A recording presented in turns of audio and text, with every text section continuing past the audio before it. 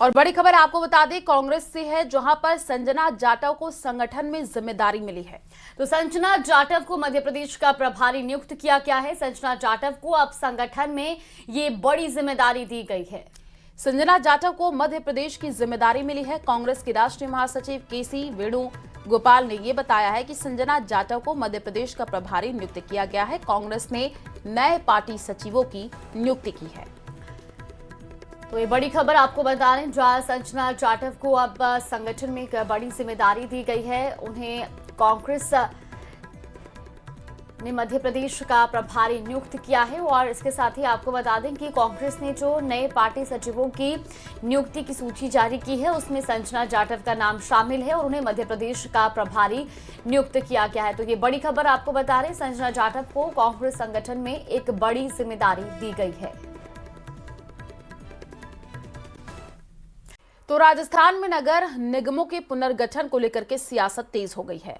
नगरीय विकास राज्य मंत्री झाबर सिंह खर्रा ने कांग्रेस पर बड़ा हमला बोला है। कांग्रेस ने राजनीतिक लाभ के लिए 3 नगर निगमों को विभाजित किया था, ये आरोप लगाया है नगरीय विकास मंत्री झाबर सिंह खर्रा ने। देखिए, खर्रा ने ये कहा कि जयपुर, जोधपुर और कांग्रेस सरकार ने अनुचित विभाजन कर जनता के साथ छल किया है। वहीं भाजपा सरकार के सुशासन और विकास से विपक्ष बौखला गया है। खर्रा का ये कहना है कि मुख्यमंत्री भजनलाल शर्मा के नेतृत्व में जनता का सरकार पर पूरा भरोसा है और कांग्रेस का कुत्सित प्रयास जनता को बरगलाने में असफल रहेगा। सुनिए। वापस दोनों विभाजित महानगर पालिकाओं को एकत्रित करके और दिल्ली महानगर पालिका के रूप में पुनर्गठित किया गया, जो दिल्ली का शहरी प्रशासन बहुत बेखूबी संभाल रही है। ऐसे में कांग्रेस पार्टी के नेताओं द्वारा जयपुर, जोधपुर और कोटा नगर निगमों को एक करने के मामले में जिस प्रकार की बयानबाजी की जा रही है, उससे ऐसा लगता है कि उनके कहीं न कहीं राजनीतिक हितों पर गहरी चोट लगी है, जिससे बौखलाकर वो राजस्थान और विशेष रूप से जयपुर, जोधपुर और कोटा की जनता को बरगलाने का प्रयास कर रहे हैं। लेकिन उनका ये कुत्सित प्रयास किसी भी रूप में सफल नहीं होगा, क्योंकि आज की जनता इतनी जागरूक है कि उन्हें बेहतर प्रशासन, बेहतर विकास और विकसित राजस्थान की दिशा में उनकी सोच बढ़ी है। तो वही राजस्थान के मुख्य सचिव सुधांशु पंत के दिल्ली तबादले से ब्यूरोक्रेसी में नई चर्चा छिड़ गई है। जी हाईकोर्ट जहां इस ट्रांसफर को नौकरशाही में समीकरणों के फेरबदल की शुरुआत माना जा रहा है, तो वहीं नए चीफ सेक्रेटरी को लेकर के नामों पर मंथन भी शुरू हो गया है। ये रिपोर्ट देखिए। राजस्थान ब्यूरोक्रेसी में मची हलचल, क्यों हुआ सुधांशु पंत का तबादला, कौन होगा नया मुख्य सचिव, किसकी चर्चा। राजस्थान के मुख्य सचिव सुधांशु पंत के अचानक दिल्ली तबादले से प्रदेश के प्रशासनिक गलियारों में हलचल मच गई। उन्हें केंद्र में सामाजिक न्याय और अधिकारिता सचिव के पद पर नियुक्त किया गया है। पीएम मोदी की अध्यक्षता में हुई नियुक्तियां संबंधी कैबिनेट ने तबादले का आदेश जारी किया है। ये नियुक्ति 30 नवंबर से प्रभावी होगी, जबकि वर्तमान सचिव अमित यादव रिटायर होंगे। सुधांशु पंत 1991 बैच के आईएएस अधिकारी हैं। उन्हें 1 जनवरी 2024 को राजस्थान का मुख्य सचिव बनाया गया था। अब इस तबादले को राज्य की नौकरशाही में समीकरणों के फेरबदल की शुरुआत माना जा रहा है। इस पूरे मामले में दिलचस्प बात यह है कि सोमवार को सचिवालय में सीओएस बैठक के दौरान सुधांशु पंत ने अफसरों से कहा था कि अपना आचरण सुधारिए, जल्द ही एक बड़ा धमाका होने वाला है। उनके इस बयान के कुछ घंटे बाद ही केंद्र सरकार की ओर से उनका तबादला आदेश जारी हो गया। सुधांशु पंत ने 1993 में बतौर एसडीओ जयपुर में करियर की शुरुआत की। जैसलमेर और झुंझुनू में कलेक्टर रहे। उन्होंने राज्य प्रशासन में कई अहम पदों पर काम किया। गहलोत सरकार के दौर में उनका 3 महीने के अंदर 3 बार तबादला हुआ। जनवरी 2024 में भजनलाल सरकार ने उन्हें मुख्य सचिव बनाकर प्रशासनिक स्थिरता का संदेश देने की कोशिश की थी, लेकिन 1 साल पूरा होने से पहले ही दिल्ली से बुलावा आ गया कि उनकी खुद की इच्छा के मुताबिक उन्हें केंद्र में प्रतिनियुक्ति पर भेजा गया है। 1 दिसंबर को अपनी जिम्मेदारी संभालेंगे, लेकिन उससे बड़ा जो सवाल है 1 दिसंबर से पहले राजस्थान के लिए वो ये है कि अब अगले मुख्य सचिव की जिम्मेदारी किसे दी जाएगी। सूत्रों के मुताबिक मुख्यमंत्री कार्यालय में अब नए सीएस को लेकर 2 तरह के विकल्पों पर मंथन चल रहा है कि इससे कोई अधिकारी भेजे जाने पर वी श्रीनिवास तन्मय कुमार और रजत कुमार मिश्रा जैसे नामों की चर्चा है और स्टेट कैडर से ही नियुक्तियों पर अभय कुमार, अखिल अरोड़ा और शिखर अग्रवाल शीर्ष दावेदार माने जा रहे हैं। इनके अलावा जो नाम चर्चा में हैं, उनमें सेवा अधिक कम होने के चलते शुभ्रा सिंह और सुबोध अग्रवाल की संभावनाएं सीमित मानी जा रही हैं, जबकि अपर्णा अरोड़ा सिविल लिस्ट में अखिल अरोड़ा से नीचे लेकिन शिखर अग्रवाल से ऊपर हैं। राजस्थान की राजनीति और नौकरशाही का पुराना अनुभव कहता है कि मुख्य सचिव का चयन केवल वरिष्ठता से नहीं, भरोसे से भी होता है। फिलहाल एक और जहां सरकार सुधांशु पंत के दवाले को रूटीन वर्क बता रही है, वहीं ब्यूरोक्रेसी में से सत्ता के समीकरणों का नया डिजाइन कहा जा रहा है। अब सभी की नजरें सीएम भजनलाल के अगले कदम पर टिकी हैं। न्यूज़ 18 राजस्थान के लिए जयपुर से अरबाज अहमद की रिपोर्ट। बुलेटिन की शुरुआत बड़ी खबर के साथ। जयपुर से बड़ी खबर है, सीएम भजनलाल आज कई बैठकों में शामिल होने वाले हैं। 3 बजे MOU की प्रगति की समीक्षा करेंगे।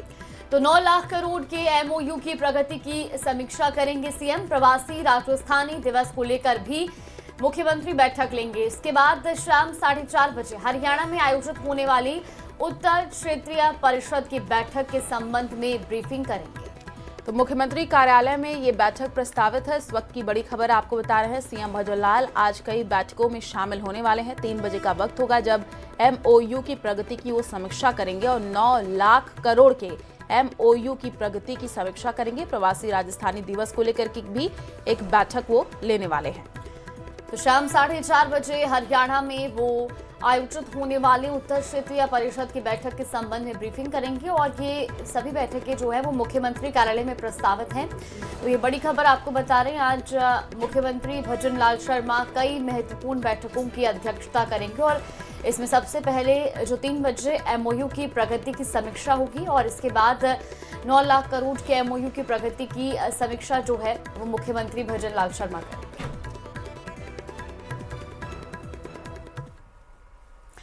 तो वही अंतर उपचुनाव का रण आज वोटिंग के साथ पूरा हुआ। अब इंतजार है सिर्फ नतीजों का। देखिए, उपचुनाव में हर वर्ग ने बढ़ चढ़ करके हिस्सा लिया और अब 14 नवंबर को नतीजे में ये साफ होगा कि आखिर अंता की जनता के किसके सिर पर जीत का ताज पहनाया है। देखिए रिपोर्ट।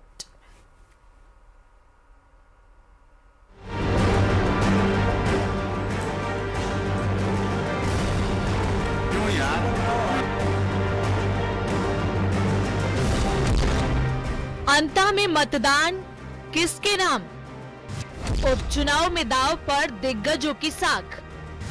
अंता उपचुनाव का किंग कौन? अंता की जनता ने उपचुनाव में बढ़ चढ़कर मतदान किया। सुबह 7 बजे से शुरू हुई वोटिंग शाम 6 बजे खत्म हुई। दिन भर मतदान केंद्रों पर उपचुनाव का उत्सव जारी रहा। लंबी लंबी कतारों में लगकर मतदाताओं ने वोट डाले। सुबह 7:30 बजे बीजेपी प्रत्याशी मोरपाल सुमन ने अपने पैतृक गांव तिसाया के मतदान केंद्र पर पहुंचकर वोट डाला। उपचुनाव में कुछ जगहों पर ईवीएम मशीन में खराबी की शिकायतें मिली, जिन्हें तुरंत सही किया गया। बाकी सभी जगहों पर शांतिपूर्ण रूप से मतदान संपन्न हुआ।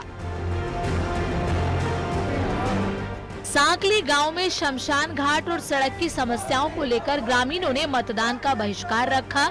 यहां करीब 763 मतदाता थे, जिनमें सिर्फ एक वोटर ने अपना वोट डाला। इस दौरान निर्दलीय उम्मीदवार नरेश मीणा मौके पर मौजूद रहे। ग्रामीण कलेक्टर को बुलाने की मांग पर अड़े रहे। चुनावी मैदान में मेन मुकाबला बीजेपी के मोरपाल सुमन, कांग्रेस के प्रमोद जनभाया और निर्दलीय प्रत्याशी नरेश मीणा के बीच रहा। अंता के मैदान में अपनी दावेदारी दिखा रहे 15 प्रत्याशियों का भाग्य शाम 6 बजे ईवीएम में कैद हो गया है। इस मतदान में युवाओं, बुजुर्गों और महिलाओं समेत सभी वर्गों ने अपनी भागीदारी निभाई है। अब 14 नवंबर को मतदान के बाद चुनावी रिजल्ट में पता चलेगा कि किसके सिर पर अंता की जनता ने जीत का ताज पहनाया है। इस सीट के इतिहास पर नजर डालें तो पिछले 4 चुनाव में बीजेपी और कांग्रेस का 2-2 बार कब्जा रहा है। 2008 में कांग्रेस के प्रमोद जनभाया जीते, 2013 में बीजेपी के प्रभुलाल सैनी, 2018 में प्रमोद जैन भाया फिर से विजयी हुए, जबकि 2023 में बीजेपी के कमरलाल मीणा ने जीत दर्ज की। अंता के मैदान में कुल 15 प्रत्याशियों ने अपना भाग्य आजमाया है, जिनका फैसला अब 14 नवंबर को होना है। लेकिन आज सुबह 7 बजे से शुरू हुए मतदान में यहाँ के मतदाताओं ने जमकर अपना उत्साह दिखाया। ये मतदाता करीब शाम 6 बजे तक ही उत्साहपूर्वक मतदान करते नजर आए हैं। अब देखना होगा कि इस ईवीएम मशीनों में कैद भाग्य किसका जोर मारता है और कौन 14 तारीख को इस अंता का विधायक चुनकर लोगों के सामने आता है। विपिन तिवारी, न्यूज़ 18 राजस्थान 12। तो राजस्थान में नगर निगमों के पुनर्गठन को लेकर के सियासत तेज हो गई है। नगरीय विकास राज्य मंत्री झाबर सिंह खन्ना ने कांग्रेस पर बड़ा हमला बोला है। कांग्रेस ने राजनीतिक लाभ के लिए 3 नगर निगमों को विभाजित किया था, ये आरोप लगाया है नगरीय विकास मंत्री झाबर सिंह खन्ना ने। देखिए, खन्ना ने ये कहा कि जयपुर, जोधपुर और कांग्रेस सरकार ने अनुचित विभाजन कर जनता के साथ छल किया है। वहीं भाजपा सरकार के सुशासन और विकास से विपक्ष बौखला गया है। खन्ना का ये कहना है कि मुख्यमंत्री भजनलाल शर्मा के नेतृत्व में जनता का सरकार पर पूरा भरोसा है और कांग्रेस का कुछ प्रयास जनता को बरगलाने में असफल रहेगा। सुनिए। वापस दोनों विभाजित महानगर पालिकाओं को एकत्रित करके और दिल्ली महानगर पालिका के रूप में पुनर्गठित किया गया, जो दिल्ली का शहरी प्रशासन बहुत बखूबी संभाल रही है। ऐसे में कांग्रेस पार्टी के नेताओं द्वारा जयपुर, जोधपुर और कोटा नगर निगमों को एक करने के मामले में जिस प्रकार की बयानबाजी की जा रही है, उससे ऐसा लगता है कि उनके कहीं न कहीं राजनीतिक हितों पर गहरी चोट लगी है, जिससे बौखलाकर वो राजस्थान और विशेष रूप से जयपुर, जोधपुर और कोटा की जनता को बरगलाने का प्रयास कर रहे हैं। लेकिन उनका ये कुत्सित प्रयास किसी भी रूप में सफल नहीं होगा, क्योंकि आज की जनता इतनी जागरूक है कि उन्हें बेहतर प्रशासन, बेहतर विकास और विकसित राजस्थान की दिशा में उनकी सोच बढ़ी है। तो वही राजस्थान के मुख्य सचिव सुधांशु पंत के दिल्ली तबादले से ब्यूरोक्रेसी में नई चर्चा छिड़ गई है। जीआई को जहां इस ट्रांसफर को नौकरशाही में समीकरणों के फेरबदल की शुरुआत माना जा रहा है, तो वहीं नए चीफ सेक्रेटरी को लेकर के नामों पर मंथन भी शुरू हो गया है। ये रिपोर्ट देखिए। राजस्थान ब्यूरोक्रेसी में मची हलचल, क्यों हुआ सुधांशु पंत का तबादला, कौन होगा नया मुख्य सचिव, किसकी चर्चा। राजस्थान के मुख्य सचिव सुधांशु पंत के अचानक दिल्ली तबादले से प्रदेश के प्रशासनिक गलियारों में हलचल मच गई। उन्हें केंद्र में सामाजिक न्याय और अधिकारिता सचिव के पद पर नियुक्त किया गया है। पीएम मोदी की अध्यक्षता में हुई नियुक्तियां संबंधी कैबिनेट ने तबादले का आदेश जारी किया है। यह नियुक्ति 30 नवंबर से प्रभावी होगी, जबकि वर्तमान सचिव अमित यादव रिटायर होंगे। सुधांशु पंत 1991 बैच के आईएएस अधिकारी हैं। उन्हें 1 जनवरी 2024 को राजस्थान का मुख्य सचिव बनाया गया था। अब इस तबादले को राज्य की नौकरशाही में समीकरणों के फेरबदल की शुरुआत माना जा रहा है। इस पूरे मामले में दिलचस्प बात यह है कि सोमवार को सचिवालय में सीओएस बैठक के दौरान सुधांशु पंत ने अफसरों से कहा था कि अपना आचरण सुधारिए, जल्द ही एक बड़ा धमाका होने वाला है। उनके इस बयान के कुछ घंटे बाद ही केंद्र सरकार की ओर से उनका तबादला आदेश जारी हो गया। सुधांशु पंत ने 1993 में बतौर एसडीओ जयपुर में करियर की शुरुआत की। जैसलमेर और झुंझुनू में कलेक्टर रहे। उन्होंने राज्य प्रशासन में कई अहम पदों पर काम किया। गहलोत सरकार के दौर में उनका 3 महीने के अंदर 3 बार तबादला हुआ। जनवरी 2024 में भजनलाल सरकार ने उन्हें मुख्य सचिव बनाकर प्रशासनिक स्थिरता का संदेश देने की कोशिश की थी, लेकिन 1 साल पूरा होने से पहले ही दिल्ली से बुलावा आ गया कि उनकी खुद की इच्छा के मुताबिक उन्हें केंद्र में प्रतिनियुक्ति पर भेजा गया है। 1 दिसंबर को अपनी जिम्मेदारी संभालेंगे, लेकिन उससे बड़ा जो सवाल है 1 दिसंबर से पहले राजस्थान के लिए वो ये है कि अब अगले मुख्य सचिव की जिम्मेदारी किसे दी जाएगी। सूत्रों के मुताबिक मुख्यमंत्री कार्यालय में अब नए सीएस को लेकर 2 तरह के विकल्पों पर मंथन चल रहा है। केंद्र से कोई अधिकारी भेजे जाने पर वी श्रीनिवास, तन्मय कुमार और रजत कुमार मिश्रा जैसे नामों की चर्चा है, और स्टेट कैडर से ही नियुक्तियों पर अभय कुमार, अखिल अरोड़ा और शिखर अग्रवाल शीर्ष दावेदार माने जा रहे हैं। इनके अलावा जो नाम चर्चा में हैं, उनमें सेवा अधिक कम होने के चलते शुभ्रा सिंह और सुबोध अग्रवाल की संभावनाएं सीमित मानी जा रही हैं, जबकि अपर्णा अरोड़ा सिविल लिस्ट में अखिल अरोड़ा से नीचे लेकिन शिखर अग्रवाल से ऊपर है। राजस्थान की राजनीति और नौकरशाही का पुराना अनुभव कहता है कि मुख्य सचिव का चयन केवल वरिष्ठता से नहीं, भरोसे से भी होता है। फिलहाल एक और जहां सरकार सुधांशु पंत के दवाले को रूटीन वर्क बता रही है, वहीं ब्यूरोक्रेसी में से सत्ता के समीकरणों का नया डिजाइन कहा जा रहा है। अब सभी की नजरें सीएम भजनलाल के अगले कदम पर टिकी हैं। न्यूज़ 18 राजस्थान के लिए जयपुर से अरबाज अहमद की रिपोर्ट।